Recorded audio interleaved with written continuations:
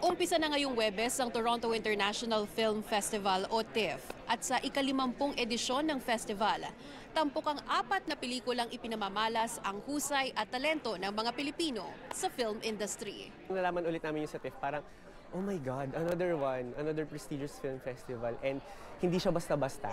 4 na buwan matapos ang makasaysayang screening sa 78th Cannes Film Festival, kung saan nakipagtunggali sa short film category. Kabilang sa short film program ng TIFF ang pelikulang Agapito ng direktor na si Arvin Bellarmino. Salamat sa suporta. Ramdam namin siya dito sa Toronto, and ako as a director, I will keep continue telling stories about the Philippines, Filipino stories. Kaya Agapito ang title ng pelikula ay it's actually about my brother whose name is Agapito. His real name is Agapito, and yan, somehow, very personal tong pelikulang to kasi first time ko din somehow gumawa ng pelikula na may connection sa family ko. Umiikot ang kwento sa isang pamilyang naninirahan sa isang lumang bowling alley, kilala bilang Pin Girls o Pin Boys. Pinagbibidahan ito ng independent artists na sina Noor Hushmand bilang Mira at Jeremy Mayores bilang Buboy. Yung pagiging firm niya sa mga gusto niyang mangyari para sa ibang tao. Yung mga gusto niyang buuin para sa ibang tao. Parang nag-resonate ako doon. Doon sa kung paano siya makipag-collaborate sa mga tao sa paligid. For Buboy naman, siya yung pinakabunso. So, siya yung palaging inuutusan. Pero always on the go siya. Ano mang utos niyo gagawin ko. Very ganun si Buboy.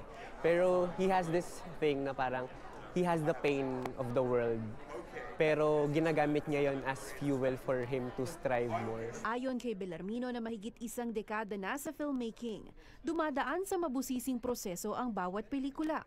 Mahalaga raw para sa kanya na mapanatiling makatotohanan ang bawat proyekto, paraan para makakuha ng mas malalim na koneksyon sa mga manonood.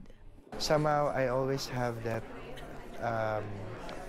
belief, or like I always have that sincerity of creating films na somehow nanggagaling sa puso ko, sa kaluluwa ko. Ito ang unang beses ng grupo sa TIFF na alay daw nila sa pumanaw na kapwa indie actor Joel Garcia.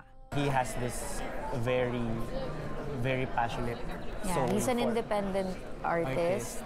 Na gustong-gusto niya talaga na i-represent yung mga Filipino stories, and one of his wildest dream, kasabay namin na makapunta talaga dito. Ang pagkilalang natanggap sa Cannes Film Festival kamakailan at ang pagkakapili sa kanilang pelikula sa TIFF 2025, magsilbing patunay daw sana na hindi dapat baliwalain ang malaking potensyal ng mga independent film at artists sa Pilipinas. Sana makarating to sa mas maraming Filipino filmmakers na we're being recognized internationally, and I hope we can support each other, as artists and as Filipinos na nakakarating tayo sa mga iba-ibang lugar with our own stories. Yeah.